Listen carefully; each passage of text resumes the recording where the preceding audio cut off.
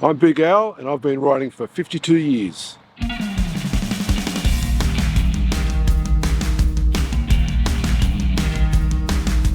I worked in a bank. I think I was 17 or 18 and I needed transport to get to work and I didn't like catching trains. And the number one teller had a little Honda CL90 for sale for I think it was $100. So I just snapped that up and just had transport to get to work and loved it. Progressed from the 90cc to 175, CL175, another scrambler, and then had that for a year or so, and then I bought a Honda XL250. At the time, the most popular bike in Australia, and it was a great little bike. Yeah, I enjoyed that. And while I had that one, I found out about this Ducati 750 GT that a friend of a friend had who lost his license. So it came up at a good price. I had been saving up some money for I don't know what, but it was exactly the amount that I needed, and I bought this bike and just loved it. The test ride I took it on, it was just a little test ride in suburbia. I didn't get out of first gear, but it was just like riding a bike for the first time. Even though I've been riding for a few years, it was just like getting on a bike for the first time, and I just loved it and just had to have it.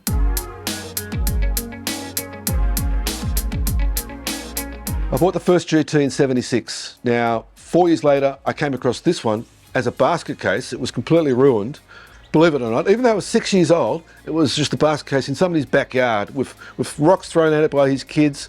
And I was able to buy that for $400, and that was a bargain. So I bought this one to keep to have spares, to keep the first one going forever. That was my aim. In 1986, 87, I thought, I should rebuild this. My wife rides. Wouldn't it be nice to have two 750 GTs on the road together?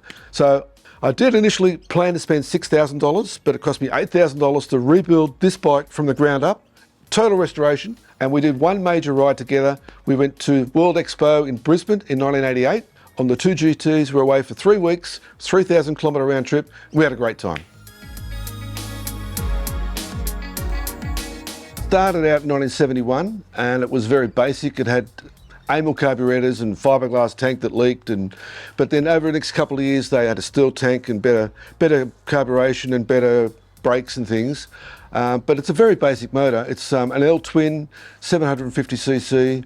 It's about 45, 50 horsepower, weighs about 180 dry, 180 kilograms. But it's a touring bike. It's a great touring bike. This particular one has bigger carburetors, 36s instead of 30s, high compression pistons, double discs, twin discs at the front, upgraded suspension, electronic ignition. Once you go to electronic ignition, there's no looking back. Points coil is great, but you're forever adjusting, cleaning, things like that. So that's the way to go on a bike you keep as a long-termer. And it's a touring bike. I've ridden this bike across to Perth in 4 days, like 1,000 kilometres a day. It's that sort of bike, you can do it. GT, Gran Turismo, that's what it's all about.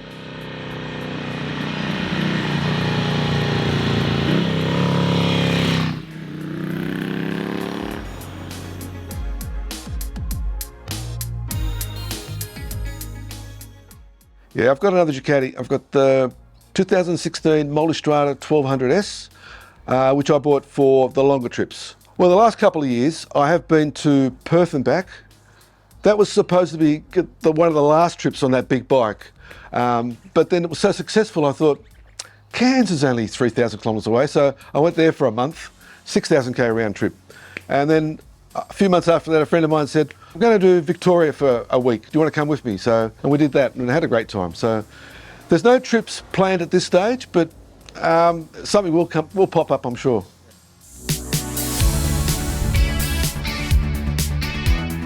Well, I had the 411 and that was a great bike, but it was a little underpowered, but it had character and it had style. When I bought that bike in 2021, a few friends said to me, oh, that's a nice bike you've got. What age is that one? It looks like you've restored it. And I said, no, I've had it for 2 weeks. It's a brand new bike. So it amazes everybody that it's a good looking bike from sort of like yesteryear, the styling of it. Now, after having that for 3 years and doing nearly 30,000 kilometres on it, they released a new one. And the new one, the 450, is like a totally different bike. I've gone from 24 horsepower to 40 horsepower. And I didn't even need a test ride. I just thought, yep, I've got to have that one. So I've got both now. So I do all the oil changes. Now, one of the idiosyncrasies of this bike is that it doesn't have an oil filter. And it holds 4.5 litres of monograde oil, a 50 grade oil. So it's quite a thick oil that needs to be changed every 2,000 kilometres. I have a logbook, because I've got several bikes, I need a logbook for each bike, keep an eye on the maintenance. The logbook tells me I've done 58 oil changes on this bike since 1988. So it's over 100,000 kilometres. So you get good at doing oil changes.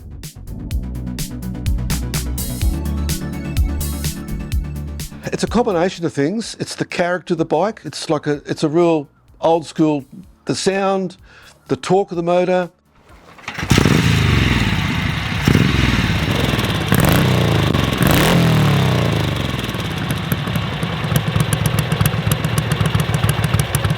It's just so enjoyable to ride. It's like, I've never had earplugs in my helmet, and I've never had music in my helmet, because I want to listen to the bike. It's part of the trip, part of the journey.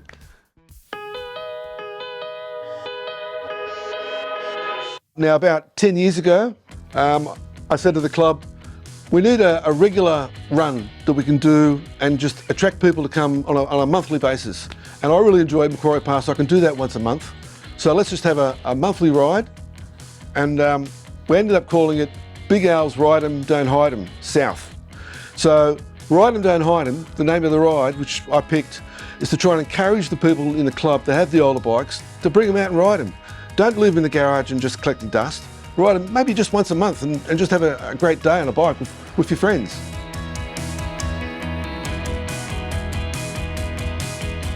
When I went to Perth the first time on the 750, I did it in 4 days coming back. I was riding by myself, and I did a lot of kilometres, I must admit. So a couple of years ago, when I decided to go back to Perth on the Multistrada, I thought, this is going to be easy. Instead of 45 horsepower, I'm going to have 160 horsepower, be crossing the Nullarbor, I've got cruise control, it's a comfortable bike, and I'm gonna just wing it, just gonna have a great time. It took me 7 days, and I averaged 700 kilometres a day instead of 1,000, and it was quite an effort. It wasn't natural, it didn't come naturally to me. I had to work at it each day to do those kilometres. I enjoyed it, it was great, but I couldn't really do much more than 700 kilometres a day on average, even though I had 160 horsepower and cruise control. So figure that out. What do you put that down to? Age. Not the bike, me.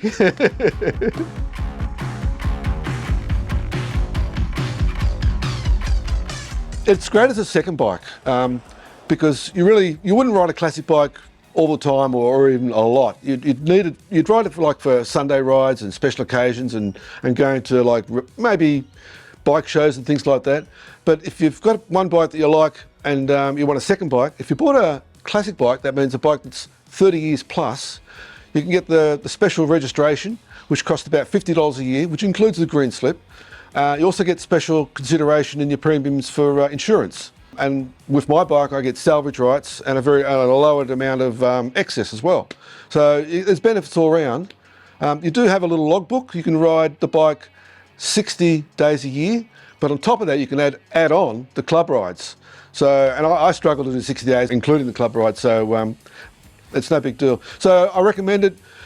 The bike should be pretty stock and standard and in very good condition and well maintained, but you'll love it. And if you buy the right bike, it'll be an appreciating asset, and you can get it over the line with the missus by saying, I'm buying an appreciating asset, not something that's going to cost me money in the long run.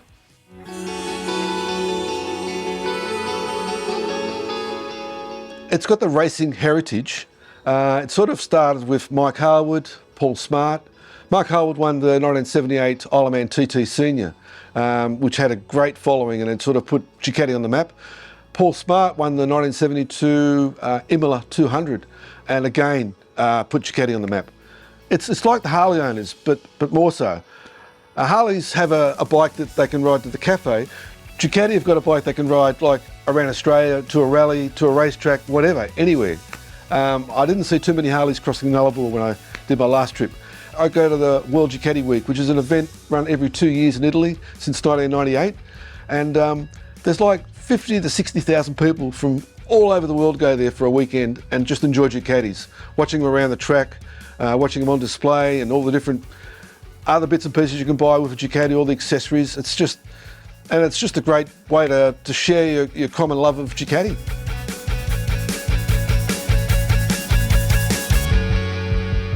If I'm not feeling 100%, a bit down, and I'll say to myself, well, I haven't ridden for 3 days, so better get back onto a bike, jump on the bike and go for a ride.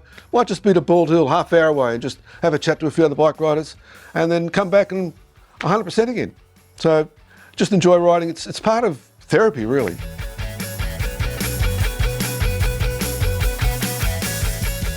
Well, I always thought that my 60s was going to be sort of the last decade that I could ride, but I have just recently turned 70, and I'm now looking at the 70s as maybe the last decade, because I'm still enjoying it, and having done the suspension mods that I've done on the bike, it's now easier to ride than what it was before those mods. So I'm hoping to ride. It's going to be year by year, but I hope to ride well into my 70s, put it that way. Well, I guess we'll be checking in with Big Al in another 10 years, but in the meantime, check out this playlist over here of more Ducatis.